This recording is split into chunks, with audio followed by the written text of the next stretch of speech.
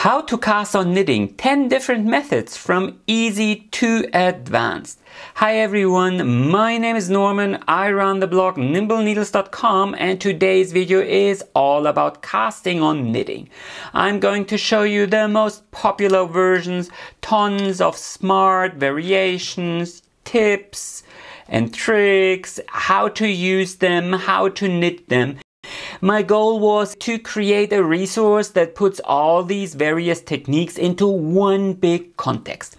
So let's dive right into it and show you how to cast on stitches in knitting. But before, this video comes with a little challenge. I want you to comment with the cast on technique you learned as you started out and which one you use most of the times these days.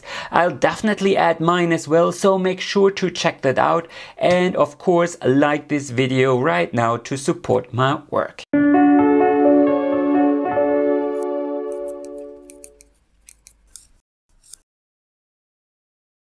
Number 1, the single cast on. Of course, we have to start with the easiest way to cast on knitting, and that's certainly the single cast on. It's prominently featured in a lot of beginner books as it's just so simple, but that doesn't mean you can't or shouldn't use it later on. In fact, I'll share a secret with you in a second that will even amaze advanced knitters. So, like almost all other cast on techniques, you start with a simple slip knot. So you can tie it with your hands like this. Start with a simple twisted loop and then pull the yarn through. Slip that to your knitting needles and tighten up by pulling on the tails. There is your slip knot, and from here you simply wrap the yarn around your thumb clockwise once, like so. And then you slip that loop to your knitting needles and tighten up lightly. Wrap around clockwise, slip, tighten up lightly. Wrap around, slip. So the problem with this technique is that the first row, meaning the single cast on itself, is super simple. But the second row, so as you need to knit across, this can be very difficult to enter these stitches. It helps if you knit very close to the tip. And of course, don't, as I said, don't tighten up too much as you cast on. But still, it is a bit difficult to knit. So I knit across a couple of rows in stockinette stitch, and this is the way the single cast on edge looks like now. It is quite stretchy and nice. And now I'm going to show you how to knit the exact same edge using the German twisted cast on method. So for the German twisted cast on, you will need quite a long tail, and then you start in this slingshot position.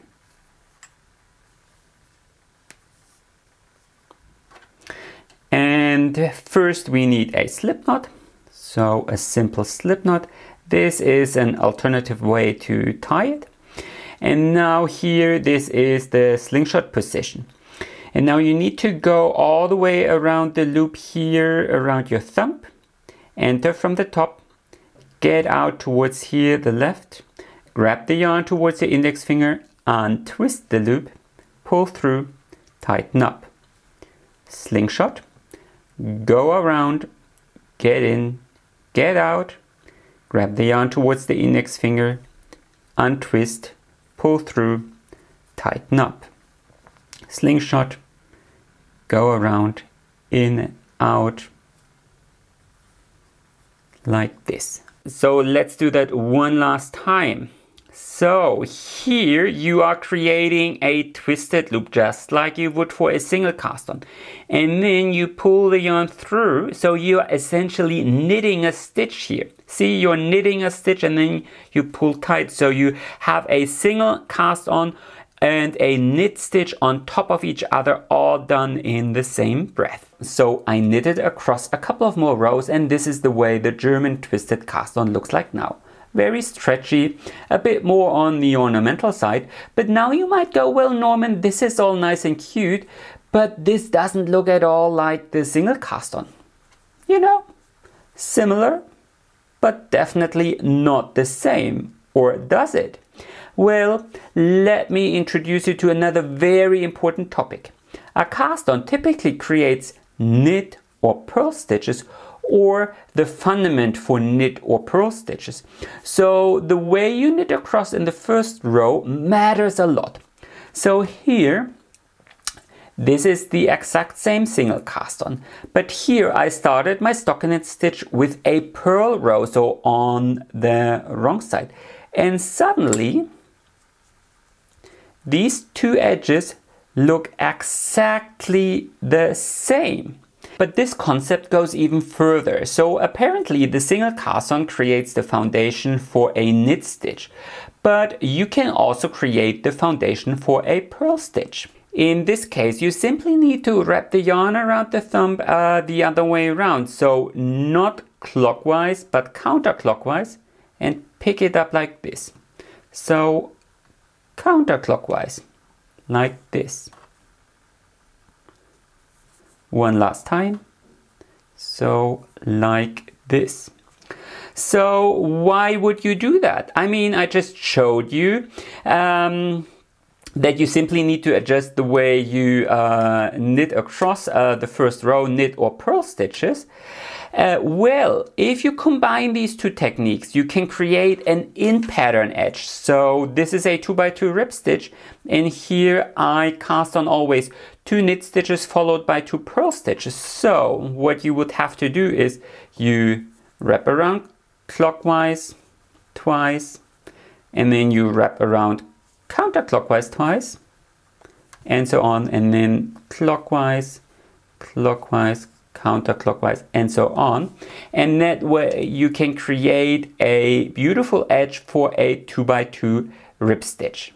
And obviously you can do the exact same for a German twisted cast on. So this was knitwise, and you can also do it purlwise. One more time.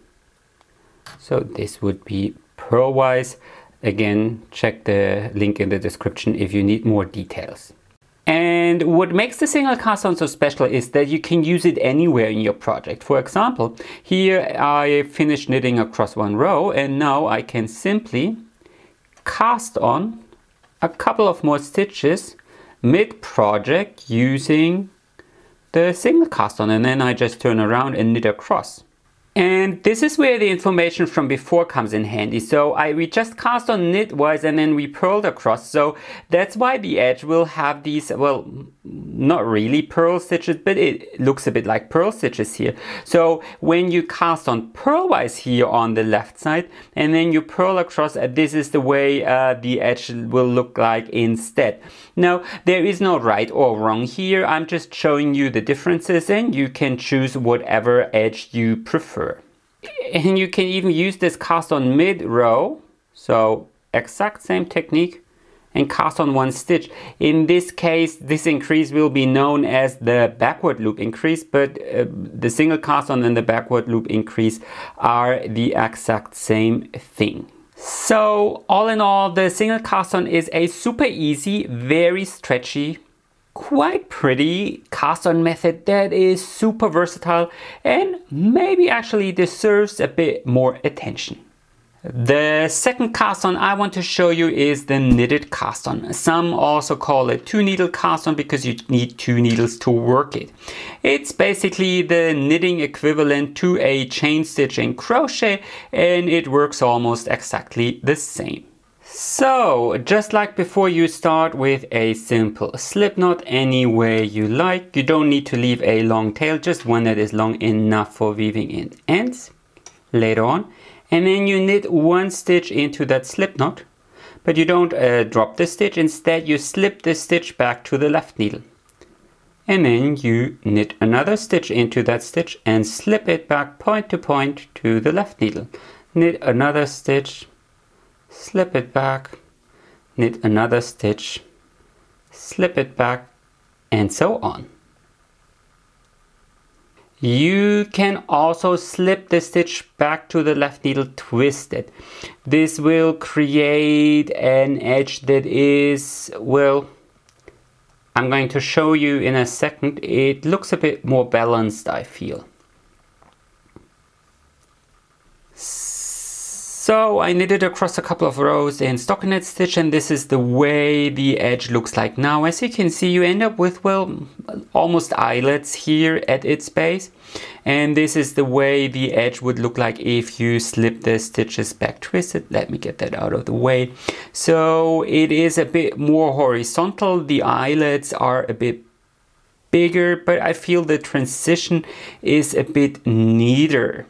Just like the single cast on, the knitted cast on is super versatile, so you can use it in the middle of a project as well, and after a couple of rows decide to cast on a couple of more stitches. In fact, a lot of bind-off techniques like the picot bind-off and the I-cord bind-off use this technique for some great effects, and in these cases I always slip the stitches back to the needle twisted, because then it goes much faster than slipping it point to point, where you always have to change the position of your needle, whereas, oops, see, that's what I mean. So when you slip it back twisted, you can just chain stitches, and that's, I feel, a lot smoother. And in the case of, I don't know, picot bind off or so, the edge isn't actually visible, so it really doesn't matter. And of course you can also do the knitted cast on purlwise. So instead of knitting into the same stitch over and over again, you purl into the same stitch over and over again. And this is actually quite easy because the knitting needle will be in the perfect position to purl the next stitch. See, it's a very smooth motion. You could even purl every stitch through the back loop and then slip it back to your knitting needle, purl through the back loop, and so on. And if you do it like this, you will be rewarded with a very pretty edge, but it is super solid, so not stretchy at all. But for the right kind of project, this can look very pretty. So all in all, the knitted cast on is super versatile and can create a wide range of edges and stitches.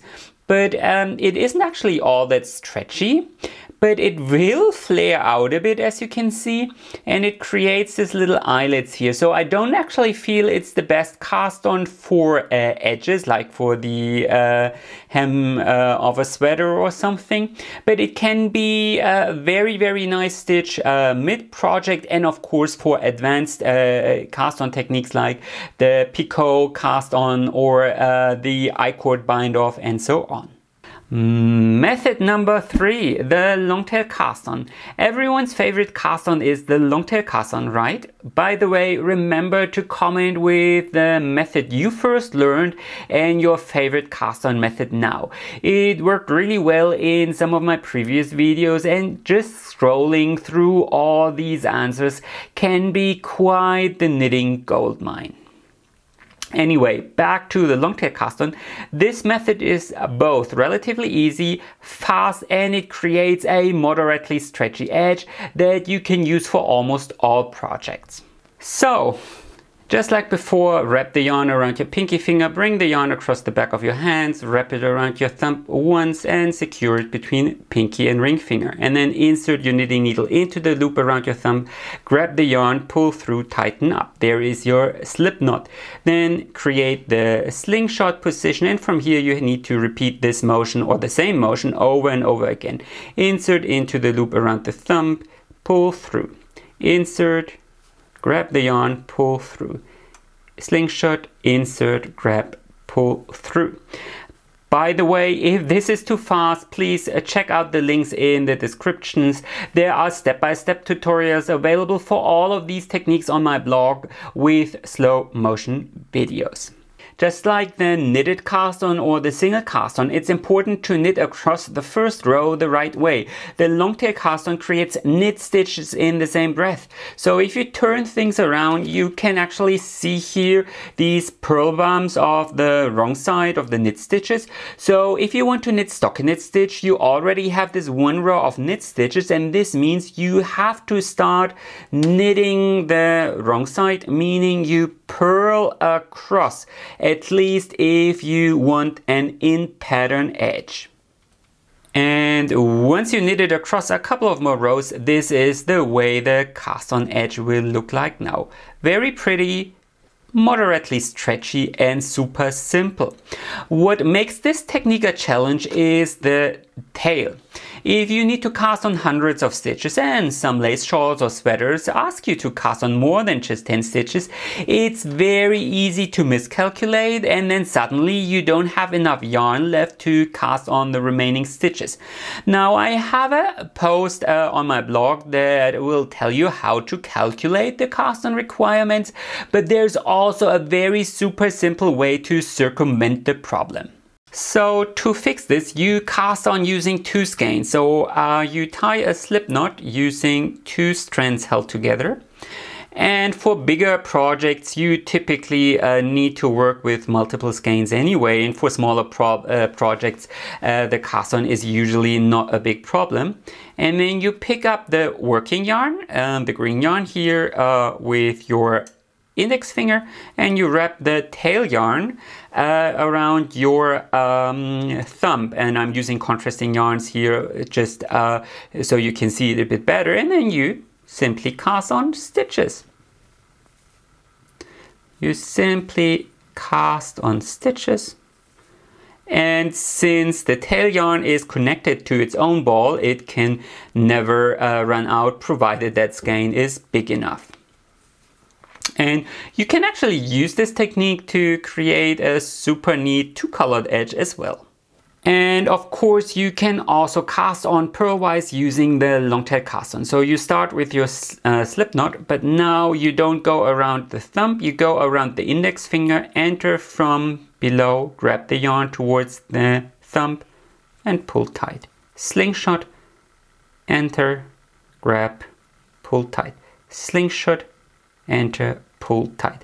So everything is exactly mirror inverted, just the way knit stitches and purl stitches are.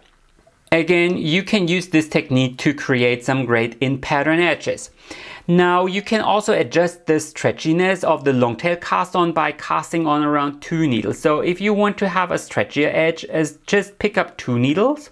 Or if you have a needle size 1 or 2 sizes bigger, and cast on around that needle. In fact, you can even use 2 needles to deconstruct this technique, and then the cast on will be known as a 2 needle cast on, the real 2 needle cast on. So you start with a simple slip knot, and now you only pick up the yarn towards the index finger with the top needle. You pull through, and then you pick up the loop here around your thumb using the bottom needle. One more time. So you insert, pick up the yarn with your top needle, and pick up the loop around your thumb using the bottom needle. One last time. Pick, pick. So this will result in the exact same edge. So what's the point? Well, the idea behind is the longtail cast on will create a first row of knit stitches in the same breath. And we are catching this row of knit stitches here around this knitting needle. And here around the bottom needle, we are catching the actual cast on edge. And now you can freely adjust the size of this needle, the bottom needle, to create a stretchier edge, or an edge that is maybe a bit more solid. So I feel this is quite the ingenious method. And once you cast on the required number of stitches, you simply pull out this bottom needle and start knitting across any way you like. And this will create a very stretchy edge with somewhat loose stitches, but for the right kind of project, for example lace or so, this is exactly what you want and need. And here's one last important tip when it comes to the longtail cast on. You don't have to start with a slip knot. You can also just start with a simple twisted loop around your knitting needles, and then continue casting on the regular way. That way you won't end up with a knot in your knitting that can become very visible when you join things in the round. For knitting flat, I personally actually prefer the slip knot, but when casting on in the round, I only do a simple loop like this and then continue casting on. So one more time, so a simple twisted loop, and this twisted loop here will work for almost all other cast on techniques as well. You don't have to start with a slip knot. Method number 4 is the so-called Italian cast on. This is a very fun and easy method, but also quite specific because it was developed for ribbings. This technique casts on stitches in a knit 1 purl 1 pattern. Let's show you how to do that. So once again, you start in the typical slingshot position and then either with a slip knot or with a twisted loop, but this time you twist it around the other way, and then you need to weave the needle around the yarn. For a purl stitch, you need to go around the index finger and grab the yarn towards the thumb from above, and for a knit stitch, you need to go around the thumb and grab the yarn towards the index finger from above. Again, purl stitch, grab the yarn towards the thumb, knit stitch, grab the yarn towards the index finger. So you are basically weaving here back and forth, and I feel it couldn't be easier. Now, I have seen quite some tutorials, especially in the US, that show you to grab the yarn for the purl stitch coming from below like this and not from above. This will make knitting the first row a bit easier, but I feel it doesn't exactly result in a neater edge, so that's why I always grab the yarn from above. And once you cast on the required number of stitches, you simply turn your needle around clockwise with yarn held below, and then you start knitting. And you can see you can start knitting across in the standard 1 by 1 rib repeat, so knit 1 purl 1.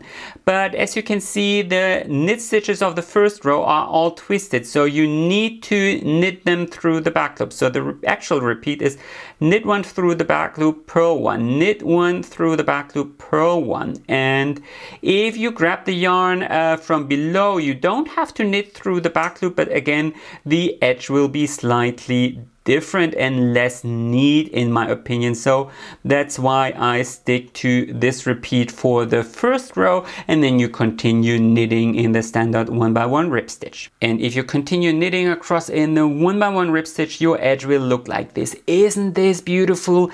These ribs appear to start out of nothing, and the best part, this edge is incredibly stretchy, so perfect for a 1 by 1 rib stitch. Oh, and just in case you are curious, this is the way the edge will look like when you grab the yarn for the purl stitches from above and then knit them through the back loop, and this is the way the edge looks when you grab the yarn from below and then knit the stitches. So as you can see, you end up with these slightly twisted purl stitches here, so I feel this edge here is so much neater and worth the extra effort.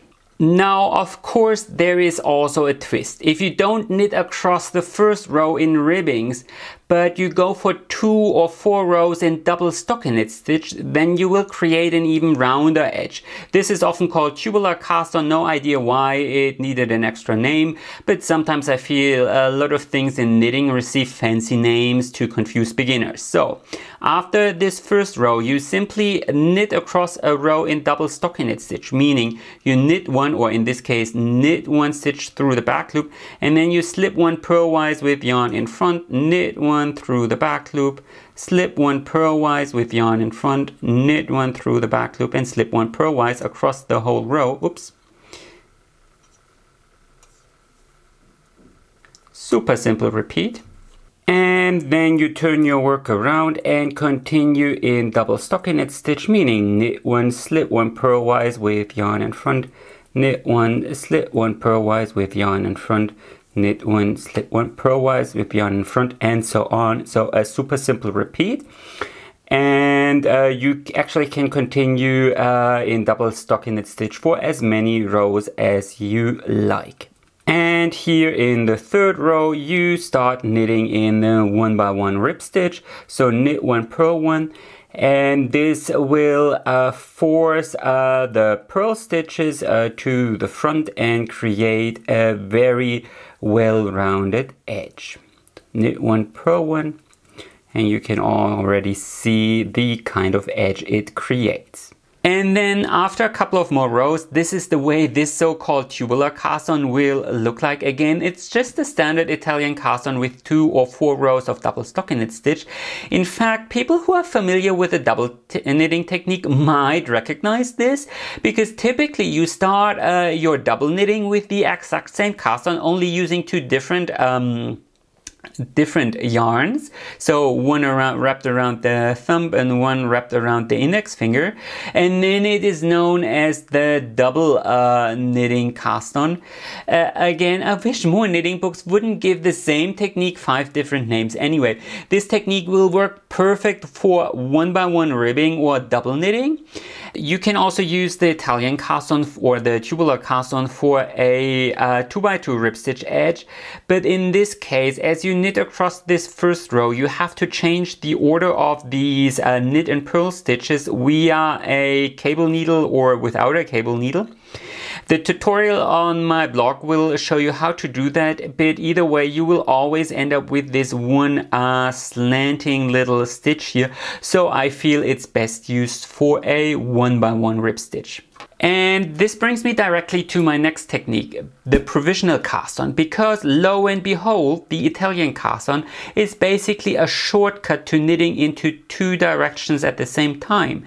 But you can also do it as an afterthought, and then you will need a technique where you can unravel the first row easily, so you can pick up stitches and knit in the other direction. In my opinion, by far the easiest way to knit a provisional cast on is using a crochet hook. So you start with a slip knot, and then you add a couple of chain stitches, 3 or 4, it really doesn't matter. And then you continue crocheting chain stitches, but this time around your knitting needle. So you grab the yarn, pull through, bring the yarn around, and then add another chain stitch. Bring the yarn around, a bit too tight here, crochet, and for every stitch you want to cast on, you add 1 chain stitch in that manner.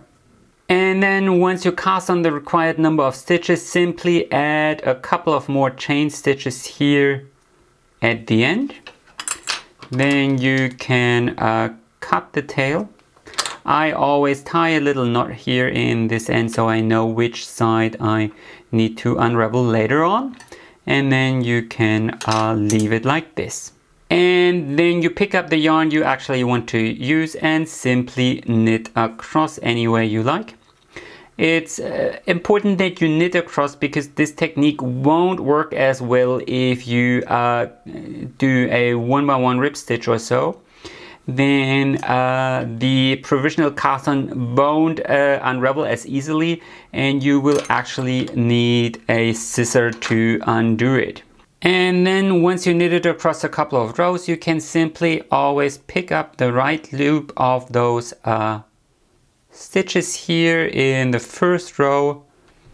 You knit it in the yarn you actually want to use and not your scrap yarn, just like this.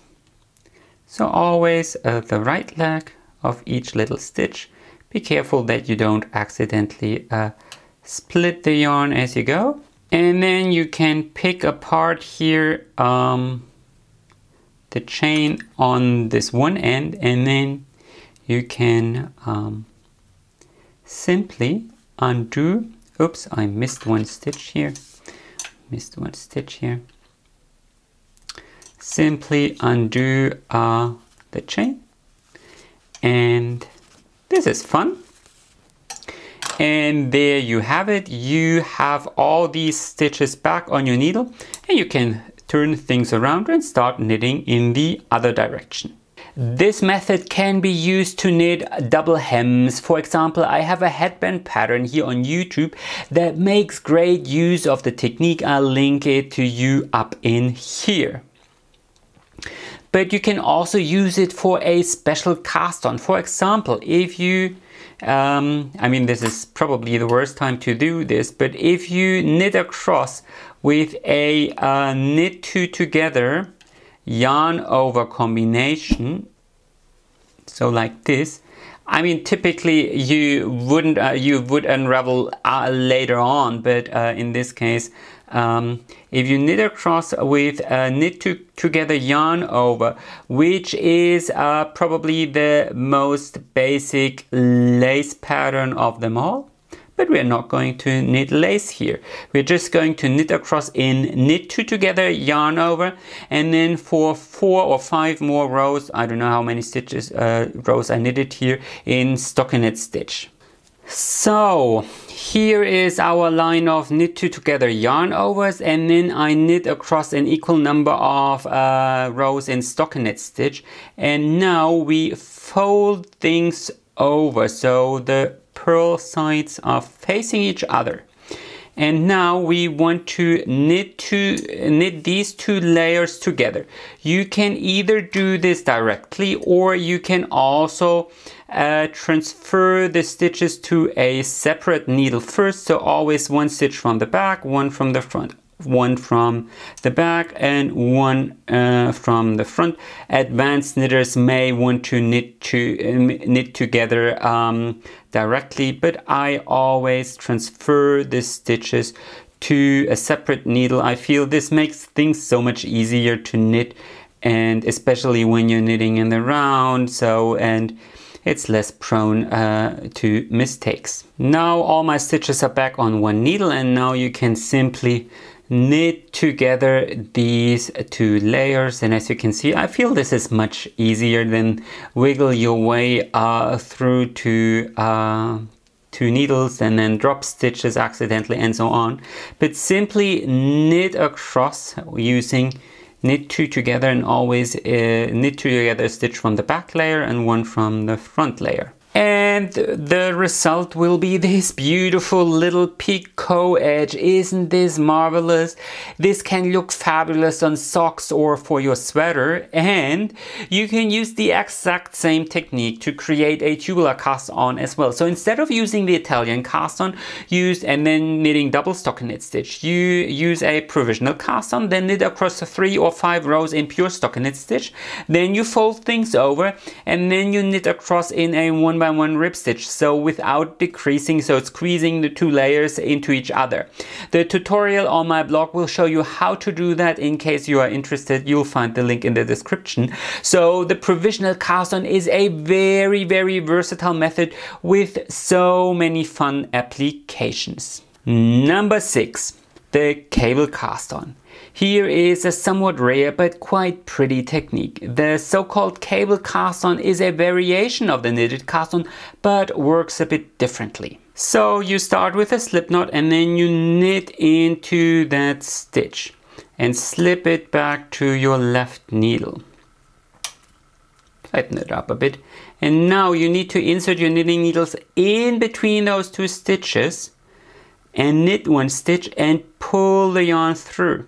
Slip that back to your left needle, and then insert in between those stitches and knit 1 stitch and pull the yarn through. Slip that back to the left needle, get in between those stitches and pull the yarn through. This will be quite a bit easier for English knitters. For continental knitters, this is actually a horrible cast on method, because the way you tension your yarn keeps you from pulling the yarn through very easily, but it's manageable with a bit of practice. So I knitted across a couple of more rows. This is the way the edge looks like now. So very pretty, but not stretchy at all. So I wouldn't use it for socks, but for some edges this can work like a charm. But talking about socks, if you love knitting socks toe up, then you should definitely learn the Turkish cast on. With all these country specific names, I sometimes wonder if it's like high pressure areas in the weather forecast and someone went through the alphabet and randomly assigned names. But since it's so fun and to knit, and it's very popular, I wanted to show it to you anyway. So the Turkish cast on works for projects knit in the round and using circular needles. And you start with a simple slip knot around one needle, and then you hold the two needles parallel, and then you simply wrap the yarn around half as many times as you need to cast on stitches, not counting the slip knot. So 1, 2, 3, 4, 5, 6, 7, 8, 9, and 10. And then you simply turn your work around, pull out the bottom needle, and start knitting according to the regular magic loop technique. So you knit into that stitch, knit into the next stitch, knit into that stitch. So knit across the whole row. And this is so simple. It actually feels like it shouldn't work, but it does. And knit across the whole little row. And here, that last little slip knot, we won't need it. And then you turn around. So it's just this one row. And then you start knitting across according to the magic loop technique. So unravel that slip knot, we don't need it, and then knit across the second row. And that's already it. That's the whole secret behind the Turkish cast on. So just one row of simple wraps and then start knitting the magic loop technique. So after 4 more rows, you can already see the little toe peeking out, and then you can start increasing. So the Turkish cast on is simple in the extreme, and I guess that's the reason why so many people prefer that over knitting socks top down and then grafting stitches using the Kitchener stitch. Though on a side note, I personally feel a Kitchener stitch is just as simple once you understand the 2 easy principles of grafting. Another very popular alternative is called Judy's Magic Cast On. It's basically a simple variation of the Italian cast on, so you start by twisting the ends around each other to create knit and purl stitches, and then you start knitting in the round, and in this case you do it directly with the magic loop technique, and I guess that's why it received its own name. Judy's Magic Cast On starts with a slip knot as well around one needle, and then you hold the needles parallel and assume the slingshot position, but the only difference is that the tail is actually here wrapped around your index finger and the working yarn around the thumb, so exactly the other way around than you would usually do it for, I don't know, long tail cast on. And then we already have one stitch here on the top needle, so we need one on the bottom needle, and we are going to grab the yarn towards the index finger by simply slipping it on the needle. And then you weave the needle around and pick up the yarn towards the thumb with the top needle. And then you pick up the yarn towards the index finger with the bottom needle, top needle, bottom needle, top needle, bottom needle. So it's a very, very simple weaving kind of motion, just like for the Italian cast on, and the only thing you need to make sure is that you end up with an equal number of stitches on both sides. And once you cast on the required number of stitches, simply pick up your working yarn and then start knitting across in the standard magic loop technique. So, and you will notice how these knit stitches here in the first row are actually twisted. So the same when you knit the Italian cast on. So you here for the very first row only, or on that first needle here, you need to knit all stitches through the back loop. and then continue knitting the regular way. You can also turn around the other way and knit the now second needle first. It doesn't matter at all. And then you turn around and knit across this second row. Here's our slip knot. And as you can see, these stitches here, they are mounted on the needle the right way, so you don't need to knit them through the back loop. So there's always one, depending on how you turn around and with which needle you actually start knitting, one needle will end up having twisted knit stitches on it. So after a couple of more rounds, this is the way things look like. I feel this cast on technique creates a slightly more seamless transition, I feel. But both Judy's magic cast on and the Turkish cast on are viable techniques for starting double knitting, for toe up socks and all these kind of projects. Number 9, the I-cord cast on. If you have ever knitted a shawl, especially if it's a Stephen West design, then I'm very sure you are familiar with I-cords. I-cords are super simple mini tubes of stitches without actually knitting in the round, and you can use this to cast on stitches as well. In fact, you can use an actual I-cord to pick up stitches from. So just use your crochet hook and pick up stitches. So you always go underneath these V's of a knit stitch and pick up one loop of working yarn. Now we have to talk about gauge. Stockinette stitch doesn't have the same row gauge as it has the same stitch gauge. So typically for a square you need, I don't know, 18 stitches times 23 or 24 rows. So this actually means if you want to continue in stockinette stitch, you have to skip every third or every fourth stitch to pick up. So I always pick up 2 stitches and then I skip one. And you should try to do this as regular as possible. So always go into the same column of knit stitches so your I-cord doesn't twist around. And once you've knitted across a couple of rows, this is the way things look like. You end up with this super well-rounded edge. Now, a word of warning, this is stockinette stitch upon stockinette stitch, so this will curl like mad. So it's probably best if you continue in garter stitch or ribbing. And here for the edge, you have 3 stitches left from the I-cord, so you can either decrease those 3 stitches with a purl 3 together, or you can continue in double stockinette stitch or with an I-cord edge if you want to continue that I-cord here for the edges.